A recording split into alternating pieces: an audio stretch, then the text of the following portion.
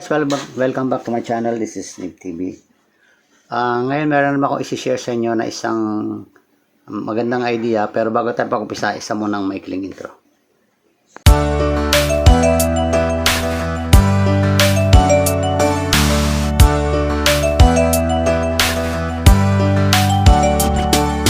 I-share ko sa inyo ngayon isang tungkol dito sa glue gun. Kung napapansin nyo guys, ito ay powered by 220 volts o sinasaksak siya para siya gumana. Pero ang gagawin ko ngayon guys ay gagawin ko siyang wireless. So meaning mawawala na itong cord na to at ang matitira na lang ito. So baka magtaka kayo, paano gagana yan kung wala ng kuryente? Gagamitan natin na lang guys ng DC power or battery. Okay, so gagawin natin muna is buksan natin, tanggalin natin itong mga dapat tanggalin, tapos ipapaliwanag ko sa inyo paano gumawa ng DC powered na glue gun. Okay, balikan ko kayo guys, babaklasin ko lang to.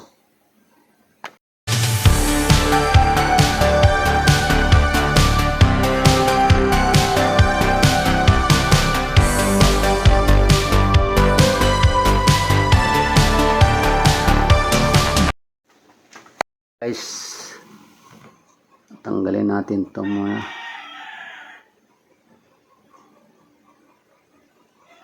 ayan.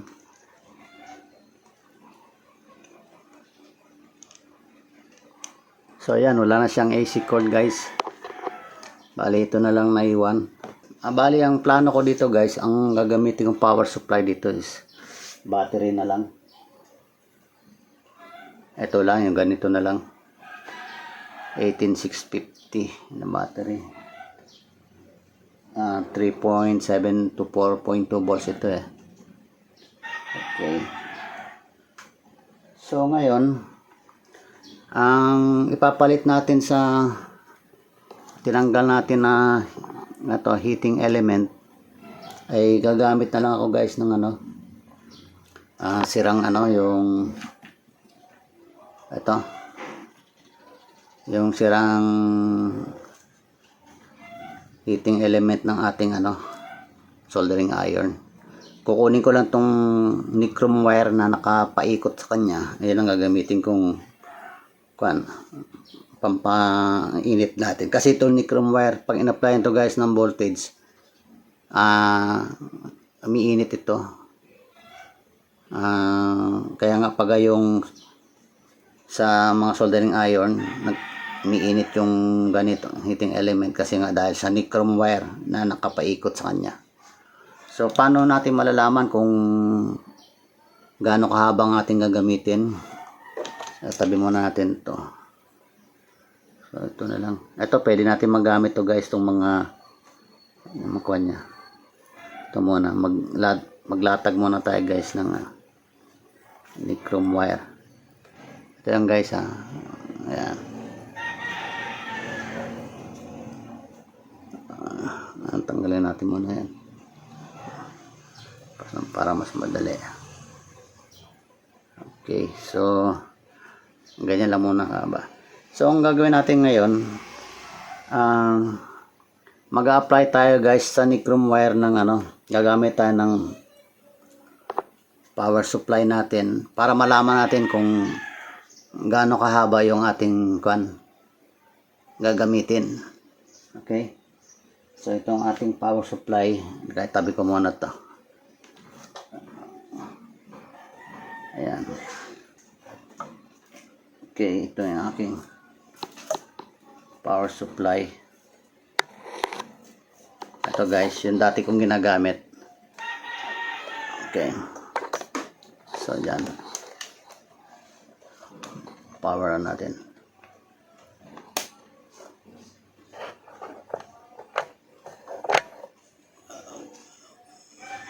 Okay, yan, power on. Hindi ito. Ito guys ang gagawin pagbabasyan natin. So On ko lang yan. Ayan. So ngayon guys, nakaset siya sa 3.7 volts. O eksakto guys, kasi yan ang gagamitin nating battery. 3.7 volts yan eh. Ito. Yan ito, 3.7 volts. Okay, so ang gagawin natin para ma-estimate natin kung gaano kahaba ang gagamitin natin is okay. Tapos helping hand, kailangan natin yan. Okay. And ang gagawin natin, ito yung sa power supply, yung negative supply, yan, para makita natin ayos. Okay. Ayan, ngayon guys, power supply natin yung saan natin sa ating multimeter. Ito guys yung negative probe ng multimeter. Tapos ito yung negative ng power supply. Ipit na lang natin sa dyan. Ayan. Tapos ngayon, para ma-estimate natin yung haba ng nichrome wire na gagamitin natin is medyo area natin. Okay.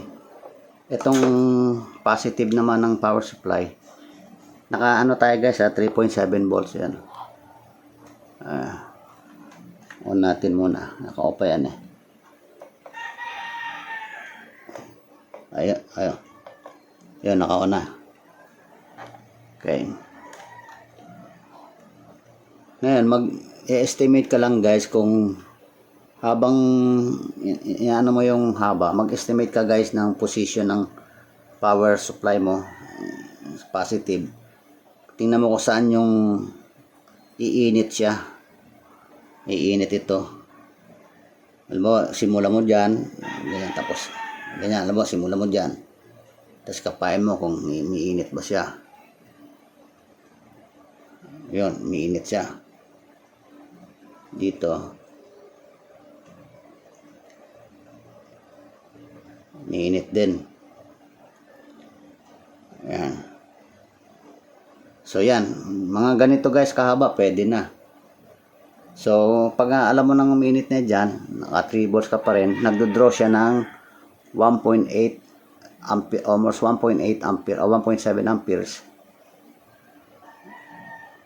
Ibig sabihin, pwede na yan. So dito na yung pinakahangganan mo. So magpuputol ka mga hanggang dito siguro para siyempre may dugtungan. Tapos kung gusto mo malaman kung ilan volts ang magagamit ng iyong power supply dyan, so kata mo dito kaya guys titingnan kung ilang volts yan. Ayan o. Ayan. 2.3 volts. So sa 2.3 volts mainit na siya. So pwede na yan. Okay. So tatanggalin natin ngayon to guys. So naka-estimate na tayo kung gaano kahaba yung gagamitin nating ano. Ayan o. Ayan. Mainit-init siya o. Ayan o. Okay. Ayan. So ganyan lang guys ang pang-determine kung gaano kahaba ang gagamitin mong Ayan o. Okay, so magpuputol ako siguro hanggang dito para may allowance. Okay guys. So ganito kahaba. Ang gagawin natin guys, hahanap tayo ng pwede natin itong pagwuwundan o paikutan na isang siguro mga maliit na piece of metal para yun ang ilalagay natin sa dito. Yan. Siguro nakaganyan sa dyan, no? Ayan, nakaganyan. Tapos naka-wound yung ano. Tapos nakaganyan. Lalagyan natin ng mga wire, connecting wires para sa battery natin. So magagamit na natin yung battery natin na para mapainit ito. Okay guys, itabi ko lang muna natin to. Tapos i-arrange ko lang para malinis na tignan at maliwanag na tignan. Okay. Guys, ito na. Siya nga pala, sukatin natin kung ilang millimeter yung haba nito. Para mas ano natin. Para pag gagawa ulit tayo susunod, meron tayong basehan.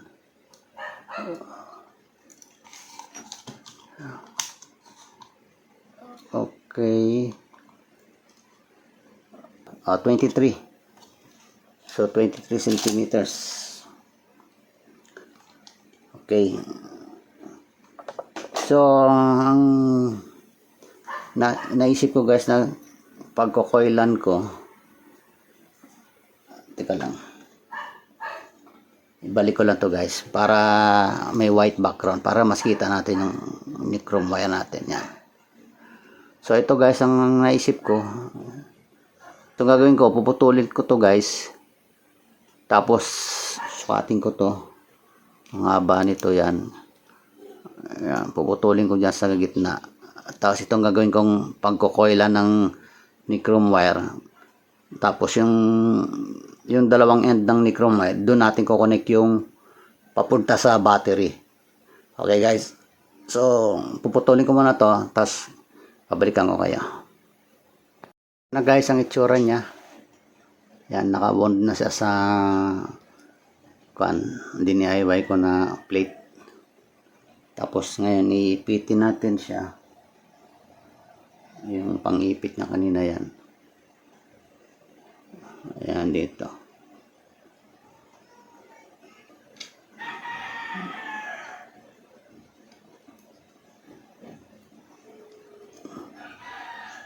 Yan. Okay, so itong bali ang dalawang ano, yung terminal natin. Lalagyan lang natin to guys ng spaghetti ano rito para may konting ano siya, insulation. Okay. Okay. Guys, ito na siya. Ilagyan ko ng kon dito. Ito. Mga insulator niya. Bali yung ginawa ko diyan, yung pinakita ko sa inyo kanina flat na ano na plate. Ayan. Inikot-ikot ko lang yung nichrome wire. Tapos binalik ko na siya rito sa kanyang compartment. Tapos nilagyan ko na lang yung dalawang dulo niya. Dalawang dulo nilagyan ko ng ano, dinugtungan ko ng parang parang wire na parang yung nakikita nyo rin sa ano, sa heating element ng soldering iron. Kasi hindi ko pwedeng ihinang doon mismo sa pinakadulo ng nitong nichrome wire kasi matutunaw lang dahil miinit yung nichrome wire. So ang ginawa ko, naglagay ako ng mga ganyan kahaba siguro na ano sa dalawang dulo, pinilipit ko lang. Tapos yung pinakadulo ng dinugtong ko na ano para lumayo lang sa doon sa heating element, doon ko dinugtong tong ano wire papuntang battery. So yan na yan. Yan. Okay, so isasalpa ko na lang siya dito. Yan. Tapos ko-connect na lang natin siya sa battery. Okay. Yan. Tapos ang gagamitin ko palang lagay ng battery guys, compartment ito. Ayan o. Yan, diyan ko na lang siya kakabit. Didikit ko sa guys ng tapos ito nilagyan ko ng butas para tama-tama. Pwede ko sa itornilyo diyan. Ayan o, para medyo tumibay-tibay siya ng konti. Ayan. So, ginawa ko, ayan, ganyan na lang. Diyan ko lalagay yung battery na kwan. Ito. Itong gagamitin natin. Okay, ito.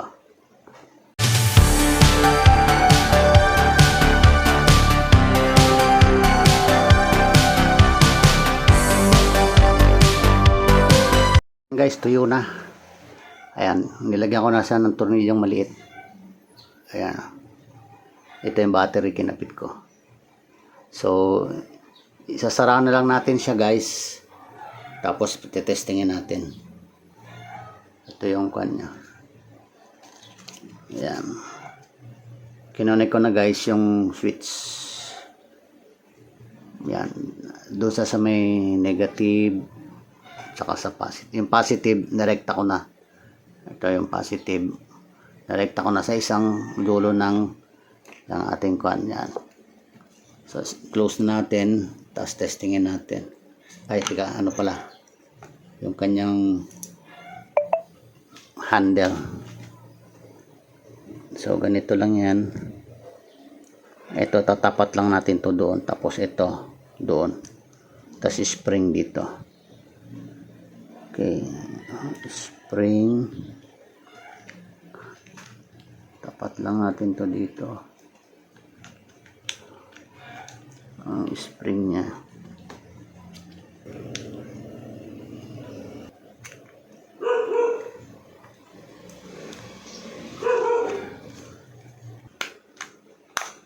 Ayan.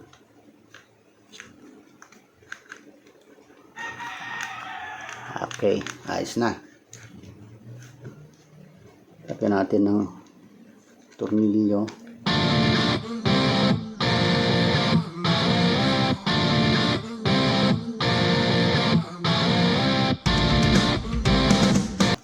So, ayan guys. Wireless na siya. Pwede na siyang bitbitin kahit saan.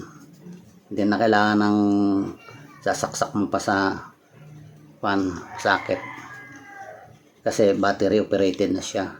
Ngayon tetestingin natin kung umiinit, kung gumagana ba yung kanyang kukuha ko ng bala ng glue stick. So ayan guys, wireless na siya. Ayan, lagyan ko na siya ng glue stick. Pwede isang bitbitin guys kahit saan, wala nang sasaksak pa na wire. Ito yung tinanggal natin. Ayan o. Ito yung unang heater niya. AC. Tapos ito na ngayon siya. Battery operated na.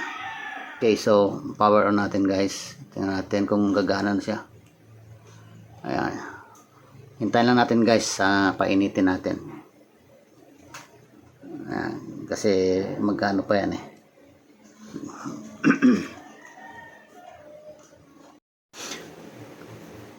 Okay, so dito na lang natin nilalagay siguro.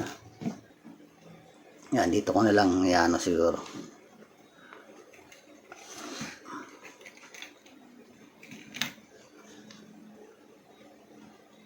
Ayan, medyo mainit-init na siya. Okay, ayan na guys, umpisa na natin.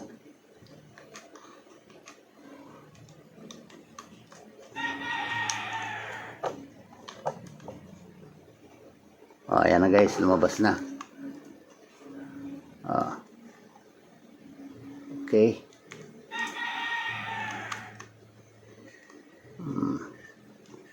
So gumagana siya guys. Good. Ibig sabihin okay na yung kuan ko, wireless na glue gun. Yan o.